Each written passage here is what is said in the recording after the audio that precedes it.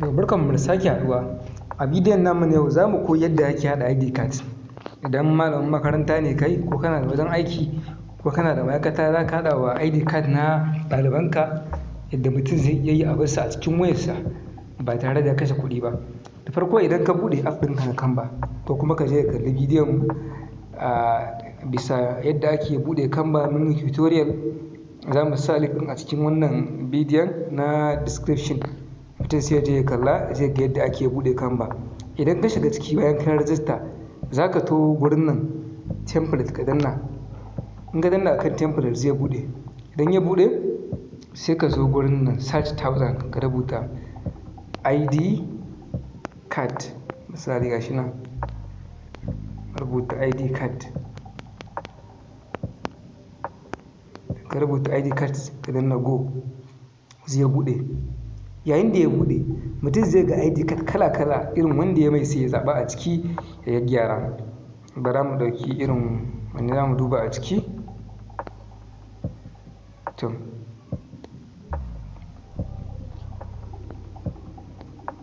bara mu ɗauki wannan ID card ɗin.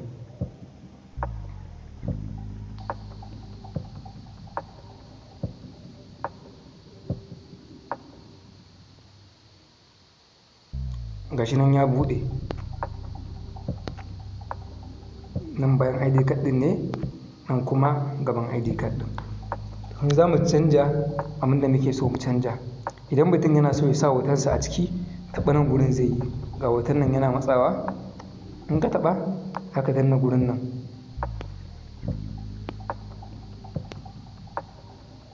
Replace. Za ka danna gurin nan replace. Ka danna replace zai kawo ka wajen upload. Sai ka duba a ciki. Sai ka ɗauko, sai ka danna gurin nan upload file. Ka danna gurin nan zai buɗe. Ƙara dannawa.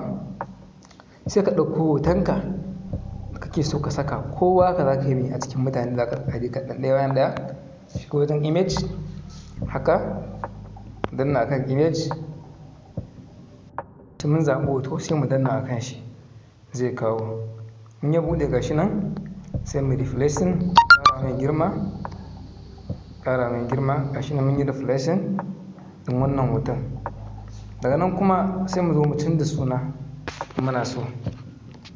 Bara mu sa suna. Bara mu sa misali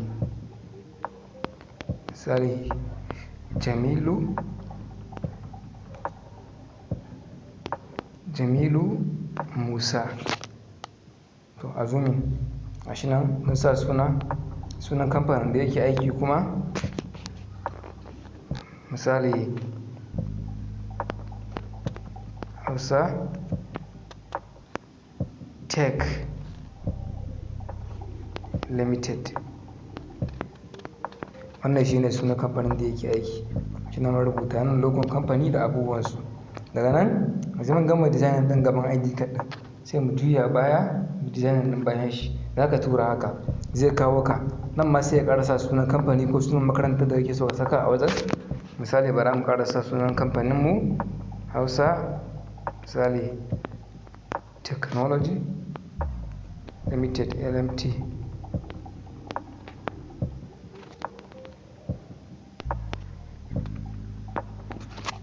Shi ne company name. Daga nan gurin kuma sai a zo ka sa number waya. Gashi nan za mu sa number waya ma a wajen nan. Misali 44444 number waya. Amma ka zo ka saka sunan Gmail ɗinka @kaza. Misali gashi nan sunan Gmail mun rubuta @gmail.com.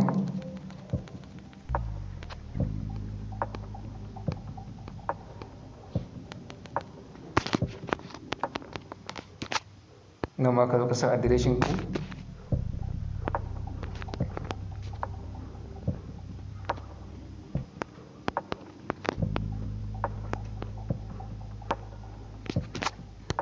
To, gashi nan.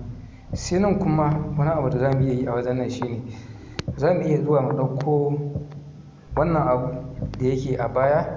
Shi wannan abin kenan. Sai mu copy ɗin shi.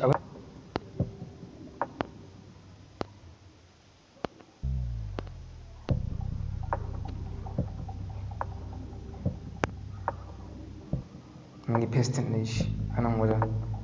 Yawwa gashi nan abin ya fito yanzu. Sai mu zo mu ƙara mai girma kaɗan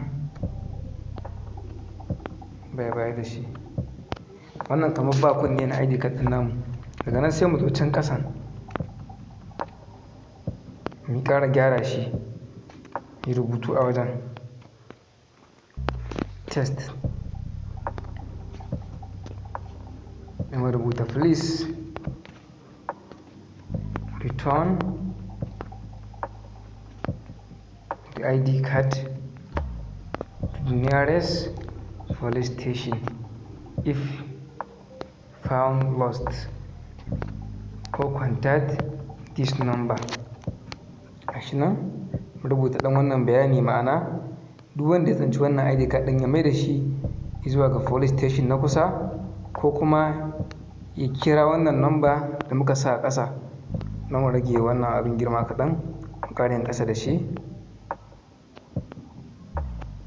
Ɗauko wannan rubutun namu mu kawo shi ƙasa, sannan mu canza mai font size, mu ƙara rage mai girma, girman sa haka ya isa, sai mu ƙasa da shi.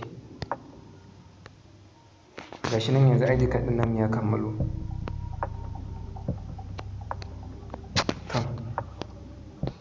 Fatan mun gane yadda ake haɗa ID card. Kar ku manta ku zaɓi ɗaya daga cikin waɗannan bidiyon domin kallon bidiyon mu na gaba.